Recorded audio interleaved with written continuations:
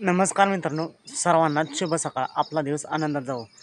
मित्रांनो, आज भव्य दिवस ओपनचं मैदान पार पडतंय, स्वाभिमानी केसरी. आणि या मैदानासाठी महाराष्ट्राचा लाडका बैलगाडा क्षेत्रातील देव दशमिंद केसरी बकासूर सज्ज झाला आहे. आणि मित्रांनो, मैदानामध्ये दाखलसुद्धा झाला आहे.